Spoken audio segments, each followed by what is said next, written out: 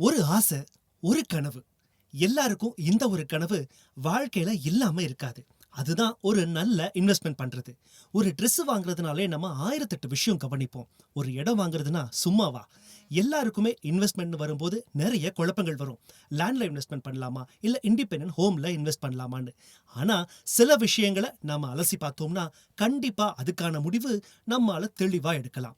முதல்ல பார்க்க வேண்டியது, நீங்க இன்வெஸ்ட் பண்ற இடம் பிரைம் அண்ட் குரோயிங் லொகேஷன்ல இருக்கா? ஏன்னா அப்பதான் அது உங்களுக்கு நல்ல அப்ரிசியேஷன கொடுக்கும். எந்த அளவுக்கு கனெக்டிவிட்டி இருக்கு? அப்பதான் அது சீக்கிரம் டெவலப் ஆகும்.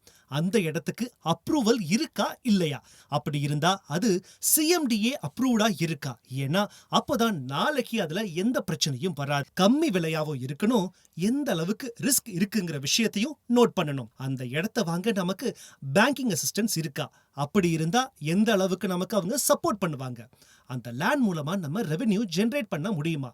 அப்படி பண்ணா அது நமக்கு எவ்வளோ ப்ராஃபிட் தரும்? ஃபியூச்சர்ல இது நமக்கு எந்த அளவுக்கு யூஸ் ஆகும்? இப்படி எல்லா ஃபேக்டர்ஸும் யோசிச்சு பார்க்கணும். எல்லாத்துக்கும் மேல நீங்க யார்கிட்ட வாங்குறீங்க? அவங்க நம்பகமானவங்களா? சோ இது எல்லாத்துக்கும் பதில் என்னன்னு தெரியணுமா? இது எல்லாம் டைட்டானியம் சிட்டில எப்படி இருக்குன்னு நெக்ஸ்ட் வீடியோல பார்த்து தெரிஞ்சுக்குங்க.